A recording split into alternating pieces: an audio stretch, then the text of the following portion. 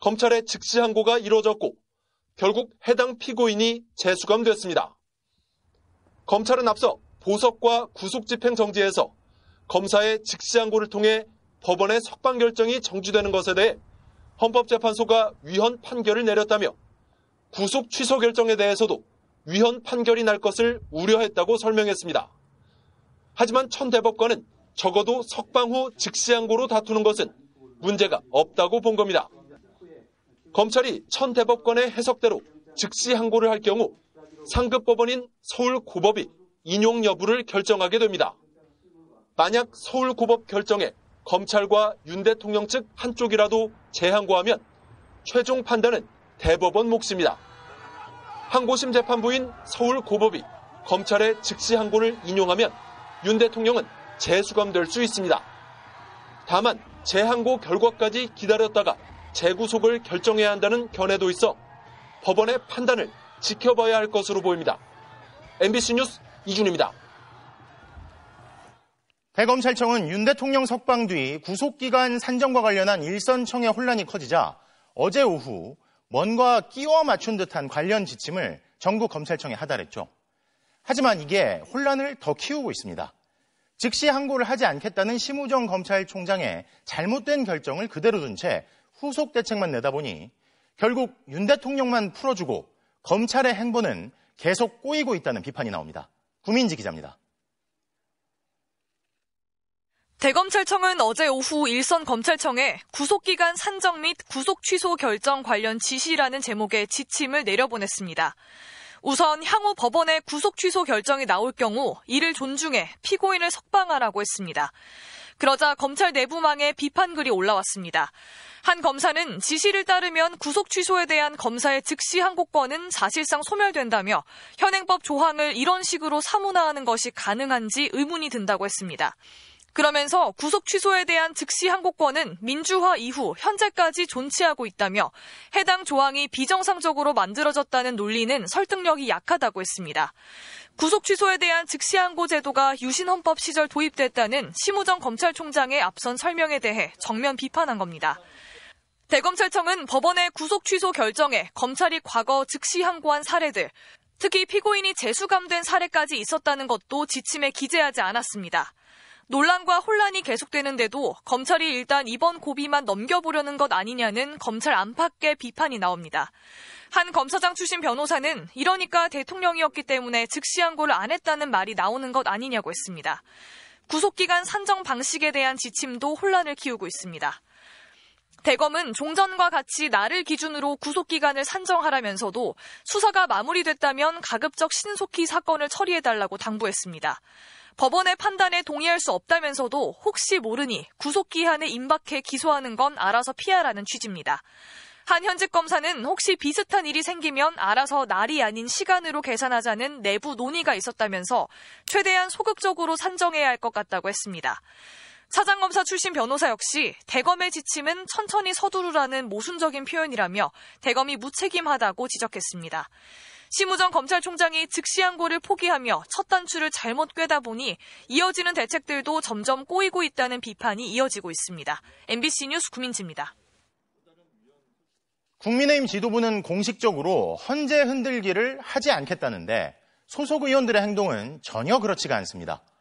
헌법 위반이라 하더라도 탄핵은 기각해달라며 탄원서를 내는 건 기본이고 절반 넘는 의원이 헌재 앞에서 24시간 릴레이 집회에 돌입했는데요.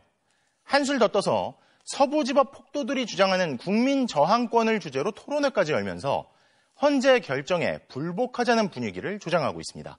고재민 기자가 보도합니다. 국민의힘 나경원 의원 등 82명의 의원들이 헌법재판소에 두 번째 탄원서를 제출했습니다. 적법 절차와 의회 민주주의를 지키기 위한 현명한 결정을 내려달라는 명분이지만 사실상 탄핵 심판 각하나 기각을 요구했습니다. 계엄이 헌법 또는 법률 위반에 해당한다고 하더라도 민주당의 의회 독재의 심각성을 고려해서 기각 결정을 해주실 것을. 지난달 말 1차 탄원 때보다 동참한 의원들이 늘면서 국민의힘 소속 의원 4명 중 3명이 탄원서에 이름을 올렸습니다. 헌재 압박이 아니냐는 지적에 대해선 간절한 소망이자 읍소라고 주장했습니다. 강승규 의원이 주최한 토론회에는 부정선거론과 계몽령 주장을 펼치며 극우 집회 연사로 떠오른 한국사 강사 전한길 씨가 강연자로 나섰습니다. 전 씨는 지난 1월 서부지법 폭동 세력이 폭력을 휘두르며 방어 논리로 거론했던 국민저항권을 주장했습니다. 기본권을 보장받고자 저는 저항할 수 있다고 저는 생각을 합니다. 그래서 어쨌든 이것은 이제 곧 있게 될 헌법재판소의 재판 심리 결정에 따라서 좀 달라질 수 있지 않겠습니까? 국회에서 버젓이 헌재 결정이 마음에 안 들면 저항권을 행사할 수 있다며 사실상 협박한 겁니다. 헌재 앞에선 여당 의원 60명이 순차적으로 24시간 릴레이 시위를 이어가고 있습니다. 상황이 이런데도 국민의힘 지도부는 당 차원의 헌재 흔들기는 없다는 입장을 고수하고 있습니다. 의원 개개인의 정치적 행동에 불과하다는 겁니다. 민주당은 매일 의원총회를 열고 오늘은 행진까지 한다고 그래요. 단식도 하고 삭발도 하고 그래요. 이런 것이 진짜 헌재를 압박하기 위한.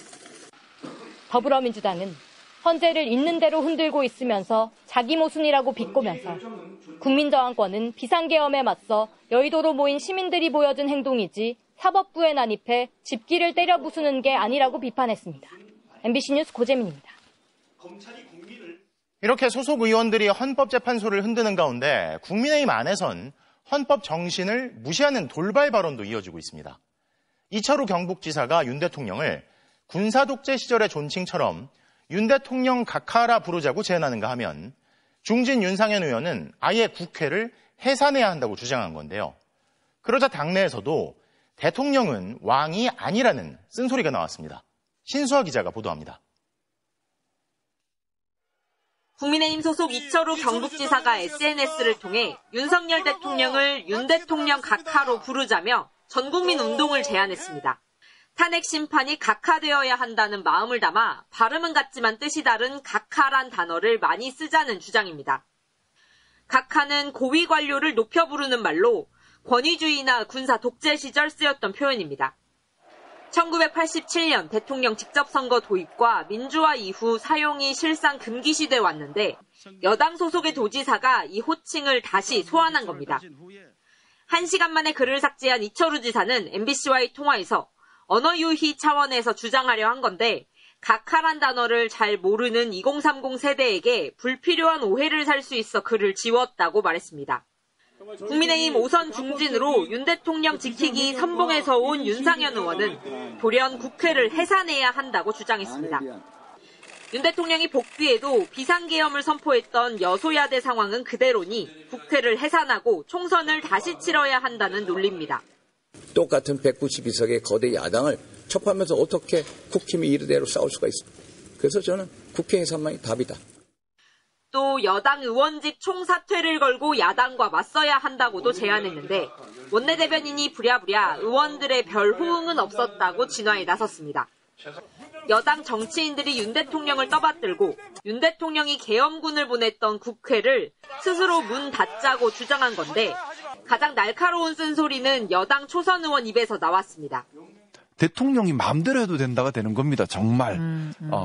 의회가 어떤 견제 기능도 하지 마라. 우리가 무슨 왕정으로 돌아가는 것도 아니고요. 있을 수 없는 얘기죠. 더불어민주당은 차라리 각하가 아니라 나라님이라고 부르라며 대한민국 주권자는 국민이고 대통령은 국민의 권력을 위임받은 선출직 공무원에 불과하다고 비판했습니다. MBC 뉴스 신수아입니다. 더불어민주당에선 이재명 대표와 주요 비명계 인사들이 천막 아래에 뭉쳐 한 목소리로 윤 대통령 파면을 외쳤습니다. 12.3 내란 발생 100일째인 오늘 윤 대통령이 풀려난 것에 대해 불안과 위기감이 고조되자 개파를 떠나 단합하는 모습으로 힘을 모으고 있는 겁니다.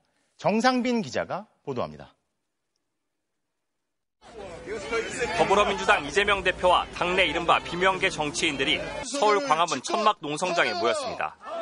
내란 숙의 윤석열을 즉각 파면하라!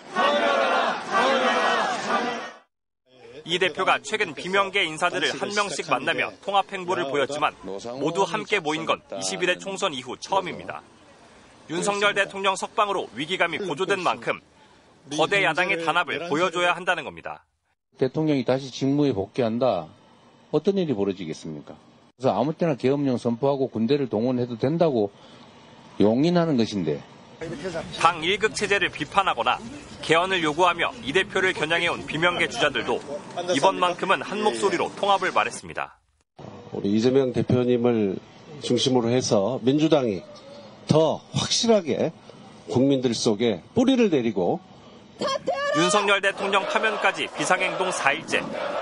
민주당 의원들은 국회에서 광화문까지 거리 행진을 벌이며 탄핵 여론몰이의 고삐를 더욱 조였습니다. 국민이 상식이 정의가 이긴다는 확고한 믿음으로 행진하겠습니다.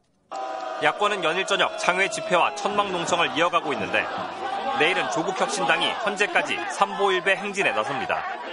우원식 국회의장은 최상목 대통령 대행에게 국회목 마은혁 헌법재판관 후보자를 조속히 임명하라고 거듭 촉구했습니다. 헌재가 임명 거부는 위헌이라고 결정한 지 2주가 지나도록 위헌 상태가 지속되고 있다는 겁니다. 헌재의 결정을 이행하지 않는 것은 공직자로서 선서한 헌법 수호의 의무를 배반하고 헌법에 대항하는 행위입니다. 대통령 탄핵 심판 선고가 다가오면서 긴장감이 높아지고 있는 가운데 민주당은 러시아제 권총을 밀수해 이재명 대표를 암살하려는 계획이 있다는 제보가 여러 접수됐다며 경찰에 이 대표의 신변 보호 조치를 요청했습니다. MBC 뉴스 정상빈입니다. 헌법재판소 주변에선 윤석열 대통령 파면을 촉구하는 시민들의 외침이 더 높아지고 있습니다. 헌법재판소의 선고가 임박하면서 경찰도 기동순찰대를 배치하는 등 본격적으로 대비에 들어갔는데요. 현장 가보겠습니다. 자, 원석진 기자, 선고 일정이 아직 나오지 않아서 우려하는 시민들도 있는 것 같아요. 그렇습니다. 궂은 날씨에도 적지 않은 시민들이 오늘도 헌법재판소 주변에 모였습니다. 윤석열 대통령이 뚜렷한 근거도 없이 비상계엄을 선포한 지 오늘로 꼭 100일째인데요. 그 기간 꾸준히 광장을 지켜온 시민들은 윤 대통령에게 합당한 책임을 물을 수 있도록 헌법재판소가 조속히 윤 대통령을 파면해야 한다고 한 목소리로 외치고 있습니다. 직접 들어보겠습니다. 12월 3일 계엄 때부터 방송을 보고 여의도에 갔었던 사람 중에 한 명이거든요. 윤석열 대통령을 다시 또 구속 취소시키는 걸 보고 그 전에도 집회는 나왔었지만 이제는 평일까지 계속 나오게 됐습니다. 윤석열이 풀려나서 정말 참담한 마음이고 하루빨리 윤석열이 다시 구속이 되고 파면이 돼서 우리나라가 좀 다시 정상화됐으면 하는 바람으로 나왔습니다. 법원의 구속 취소와 검찰의 즉시항고 포기에 대한 규탄도 계속됐습니다. 참여연대는 시국선언을 통해 내란 우두머리가 거리를 활보하는 건 정의가 무너진 것이라며 오랜 기간 법원과 검찰이 적용해온 관행에서도 벗어났다고 지적했습니다. 대학생들도 다시 목소리를 높였습니다. 검찰총장 심우정은 자신의 소신대로 적폭한 결정이었다고 하지만 이 나라에서 도대체 어떤 자가 그런 특별 대우를 받습니까? 쿠데타 수계를 풀어달라고 풀어주는 게 어디 있습니까? 민주노총이 1박 2일 철야 집회를 마친 데 이어 탄핵 촉구 집회를 주도해온 시민단체는 닷새째 단식 농성을 이어가고 있습니다. 자, 그런데 헌법재판소를 향한 윤 대통령 극렬 지지자들의 비난과 협박도 예사롭지 않은 것 같은데 경찰 기동대가 주변에 배치됐다고요? 네, 경찰 기동순찰대 230여 명이 오늘부터 서울 종로구와 중구 일대에 우선 배치됐습니다. 현장을 직접 돌며 안전점검에 나섰는데 탄핵 심판 선고일 대규모 집회에 대비한 야외 기동훈련도 시작됐습니다. 헌법재판소 앞으로는 윤 대통령 지지자들이 겹겹이 릴레이 시위를 벌이고 있는데요. 공공연하게 헌법재판소 총공격을 주문하며 헌법재판관들을 위협하는 등 행태가 점점 거칠어지고 있습니다. 헌법재판소를 나오는 차량에 달려들려고 하거나 탄핵을 촉구하는 시민들과 대치하기도 했는데 경찰이 막아서 큰 충돌은 없었습니다. 경찰이 폭력 시위에 대비해 진압 장비를 갖추고 경계 태세를 강화한 가운데 국토부도 내일부터 헌법재판소 주변에 드론을 비롯한 모든 비행을 금지시켰습니다. 서울 종로구청은 상인들에게 입간판이나 의자 등을 수거하도록 했고요. 노점 상인들에게도 휴무를 요청했습니다. 지금까지 헌법재판소 인근 집회 현장에서 MBC 뉴스 원석진입니다. 윤석열 대통령은 거대 야당 때문에 자신의 뜻대로 국정 운영을 하기 어려워 비상계엄을 선포한 것이라고 주장했습니다. 이를 알리는 국민 계몽을 위해 군을 동원했다고도 했는데요. 그런데 윤석열 대통령이 실제로는 취임 이듬해부터 계엄을 준비했다는 의혹을 MBC 취재진이 확인했습니다. 계엄 선포 절차를 규정한 매뉴얼에서 합참의 역할을 빼버리고 국방부 장관과 대통령이 손쉽게 계엄을 선포할 수 있도록 절차를 완전히 바꿔놨던 건데요. 조희형 기자가 단독 취재했습니다. 윤석열 대통령 취임 이듬해인 2023년 6월 28일 군의 계엄 실무 편람이 대폭 수정됩니다. 계엄 실무 편람은 계엄 선포부터 해제까지의 절차를 실무적으로 규정합니다. 12.3 내란 당일 계엄 사령부도 이 책자부터 찾았습니다. 국회의 계엄 해제 가결, 그러니까 의결이 되고 나서 계엄 실무 편람을 펼쳐서 계엄법 11조에 지체 없이 계엄을 해제한다라는 문구를 계엄은 전쟁이나 소요 같은 국가 비상사태에만 선포할 수 있게 법으로 규정돼 있습니다. 그래서 지금까지는 군 작전권을 가진 합참이 계엄 선포를 판단해 건의하게 돼 있었습니다. 그런데 윤석열 정부가 합참의 역할을 아예 없애버렸습니다. 대신 국방부 장관이 총리를 거쳐 대통령에게 계엄을 건의하게 바꿨습니다. 국방부 장관과 대통령이 계엄을 사실상 주도할 수 있게 만들었습니다. 실제로 내란 석 달 전 윤 대통령은 취임 1년도 안 된 신원식 국방장관을 교체하고 그 자리에 김용현 경호처장을 임명했습니다. 합참의장은 계엄을 전혀 몰랐다고 했습니다. 기상계엄을 보고를 받았을 때 첫째 물은 거였습니다. 무슨 사항이냐, 무슨 말이냐 물었습니다. 그래서 이뿐이 아닙니다. 원래는 합참과 국방부 검토를 거친 계엄 건의가 국무총리에게 넘어가고 이후 국무회의와 국가안전보장회의, NSC를 거친 뒤 대통령은 이를 최종 승인하도록 돼 있었습니다. 그런데 윤석열 정부는 이를 국방부가 총리를 통해 대통령에게 건의하면 대통령이 국무회의와 NSC를 거쳐 선포할 수 있게 바꿨습니다. 국무회의와 NSC의 심의를 형식적 절차로 바꿔놓은 것입니다. 이렇게 하고도 윤 대통령은 국무회의 의결도 없이 불법적으로 계엄을 선포했습니다. NSC 역시 열지 않았습니다. 윤석열 정부는 계엄 선포를 국회에 통보하도록 규정한 것을 통보한다고도 바꿨습니다. 공식적인 절차를 갖춰야 되고 법률적 효력이 발생하는 것, 그것이 통보이고 통보는 사실상의 알림에 그치는 용어. 통고를 통보로 바꾸고는 국회에도 알리지 않았습니다. 계엄 선포 절차를 뜯어 고치고도 이조차 지키지 않았습니다. 합참은 계엄 절차에서 완전 배제된 이유는 합참이 계엄을 실행하는 곳이지 검토하는 기관은 아니기 때문이라고 밝혔습니다. 그리고 통고를 통보로 바꾼 것도 오타로 인한 단순 실수라고 해명했습니다. MBC 뉴스 조희영입니다.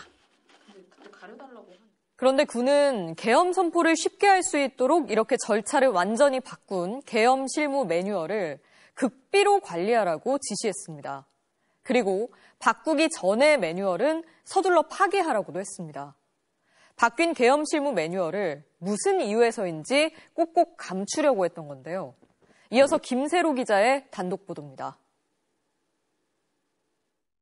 12.3 내란 한 달 전인 작년 11월 4일 합동참모본부가 계엄과 직접 관련된 31개 부대에 공문을 내려보냈습니다. 제목은 계엄 실무 편람 표기 및 관리 지침. 계엄 과정에서 합참이 완전히 배제되는 것으로 간소화된 계엄 매뉴얼을 비공개 처리하라는 것입니다. 표지 맨 앞엔 문서를 받은 부대별 사본 번호까지 매기고 1과 2후엔 서류함에 잠금 보관하라며 보안에 극도로 신경 썼습니다. 바뀌기 전 매뉴얼은 파기하라고 지시했습니다. 보름 안에 파기하고 조치사항을 보고하라고도 했습니다. 계엄 업무 담당자들이 업무를 위해 보는 매뉴얼을 기밀로 지정하고 이전 매뉴얼은 완전히 파기하라고 한 것은 처음입니다. 비공개 처리하면 외부 열람이나 복사도 안 되고 정보공개 청구 대상에서도 제외됩니다. 군은 지난 2016년과 2018년, 2021년에도 계엄 실무 편람을 개정했지만 이런 적은 없었습니다. 비공개 처리를 해야겠다고 했으면 2023년 개정할 때 검토가 됐었어야 되는 부분인 거겠죠. 관리하지 않고 있다가 이제 이 내용 고쳐가지고 써야겠다. 그래서 그 순간에 비공개 검토를 해가지고 지시를 한 거라고. 합참의 공문을 받은 계엄 관련 부대들은 곧바로 조치 사항을 보고하기 시작했고 기밀 지정과 문서 파기는 계엄 닷새 전에 마무리됐습니다. 합참은 계엄 실무 편람은 원래 비공개 대상이어서 이를 표지에 표기하라고 한 것뿐이라고 해명했습니다. MBC 뉴스 김세로입니다. 윤석열 후보의 비상계엄을 선포합니다. 내란 발생 전 윤석열 정부가 민낯을 고스란히 드러낸 건 이태원 참사 때였습니다. 159명이 숨졌지만 누구 하나 책임지고 물러나지도 위로하지도 않는 윤석열 정부의 태도엔 북한 개입설을 퍼뜨린 극우 유튜버들의 영향이 있었던 것으로 보입니다. 지금까지 단 한 번도 유족을 만난 적조차 없는 윤 대통령의 믿을 수 없는 현실인식은 결국 내란까지 이어졌습니다. 손구민 기자가 보도합니다. 여기서 그렇게 많이 죽었다. 159명이 숨진 참사 현장을 대통령이 찾았지만 첫 브리핑부터 정부는 책임이 없다는 말로 시작했습니다.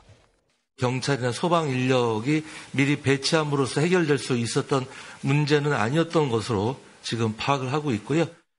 국민 안전에 무한 책임을 지겠다던 검사 출신 대통령과 대통령 최측근 판사 출신 장관은 사법적 책임만을 강조했습니다. 엄연히 책임이라고 하는 것은 있는 사람한테 딱딱 물어야 되는 거지 그냥 막연하게 다 책임져라. 그거는 현대사회에서 있을 수 없는 일이에요. 국민들의 안전을 지켜야 할 행안부 장관과 대통령, 그 누구도 159명의 희생을 책임지지 않았습니다.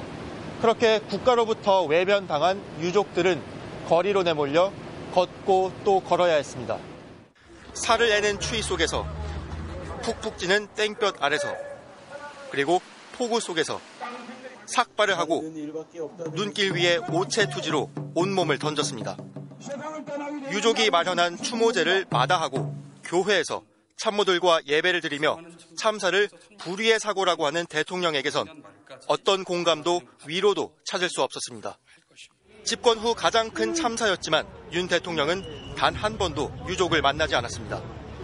진상규명을 위한 특별법은 거부권으로 국회로 되돌려 보냈습니다. 상식적이지 않은 정부 행보의 실마리는 퇴임하는 국회의장 회고록에서 발견됐습니다. 이태원 참사를 두고 특정 세력에 의해 유도되고 조작된 사건일 가능성을 배제할 수 없다고 한 윤 대통령의 발언은 북한의 지령으로 참사가 벌어졌다는 극우 유튜버들의 주장 그대로였습니다. 야, 이태원은 북한 소행이다, 북한! 당시 대통령실은 왜곡이라며 반발했습니다. 하지만 설마 했던 대통령의 현실 인식은 결국 12.3 계엄 지시로 이어졌고 탄핵 심판대에 선 대통령은 이제 대놓고 음모론을 주장합니다. 이번 특대형 참사를 계기로 사회 내부에 세월호 참사 진상규명 투쟁과 같은 정세 국면을 조성하는 데 중점을 두고 각계각층의 분노를 최대한 분출시켜라. 거대 야당이 북한 지령을 받은 감찰단과 사실상 똑같은 일을 벌인 것입니다. 본인들이 한 행동에 대해서는 전혀 상관없고 그냥 무슨 북한의 지령이다? 이거는 도대체 난 무슨 생각으로 그렇게 말을 하는지. 159명이 숨진 참사에도 어떠한 책임도 지지 않은 이상민 장관은 계엄 후에 슬그머니 사직서를 던졌지만 언론사의 단전 단수를 지시한 의혹 등으로 대통령과 함께 내란 혐의 수사선상에 올랐습니다. MBC 뉴스 손구민입니다.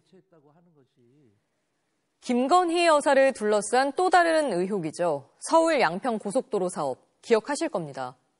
김 여사 일가가 소유한 땅 인근으로 고속도로 종점을 바꾸려다 돌연 백지화하면서 결국 양평 주민들만 피해를 입었죠. 그래서 실시된 국토부 자체 감사는 핵심 의혹은 규명하지 않은 채 일선 공무원들에게 책임을 덮어씌운 실무자들 징계로만 끝났습니다. 김건휘 기자가 보도합니다. 중부내륙 고속도로가 내려다 보이는 황폐한 야산, 양평의 강상면 일대입니다. 정부가 서둘러 서울 양평 고속도로의 종점으로 삼으려던 곳입니다. 1년 8개월 전 국비 1조 7천억 원을 들여 추진했던 사업. 저 뒤로 보이는 게 중부 내륙 고속도로고요. 이곳은 국토부가 변경한 종점 강상면입니다. 하지만 아직 공사는 시작도 하지 못하고 있습니다. 당시 이 종점 부지 인근에는 김건희 여사와 일가가 보유한 땅이 확인됐습니다. 3만 9천 제곱미터, 축구장 5개 면적입니다. 지금도 주민들은 그 당시 특혜 의혹에 고개를 젓습니다. 누구야? 윤석열이 장모? 거기 올라가면 그 땅이 거기 올라가면 큰애가 있다고. 그 집이 한 센치도 채 있다. 정부는 몰랐다고 주장하지만 선뜻 믿기 힘든 이유입니다. 김건희 여사 땅이 거기 있었다는 것을 이 사건이 불거지기 전에 조금이라도 인지하는 게 있었다고 한다면, 그리고 누구나 이와 관련된 연락을 받거나 청탁이나 압력을 받은 사실이 있다면 저는 장관직을 걸 뿐만 아니라 정치 생명을 걸겠습니다. 당초 예정됐던 양평고속도로의 종점은 양서면이었습니다. 원래대로라면 이곳이 서울 양평고속도로의 종점이 되어야 했습니다. 바로 저기 보이는 수도권 제2순환고속도로와 합류한다는 계획이었습니다. 결국 정부가 스스로 백지화해버린 사업. 현지 주민들만 애꿎은 피해를 본 셈입니다. 그런 의도가 없었으면 정당한 절차를 밟아가지고 했으면 좋았을 거라는 생각.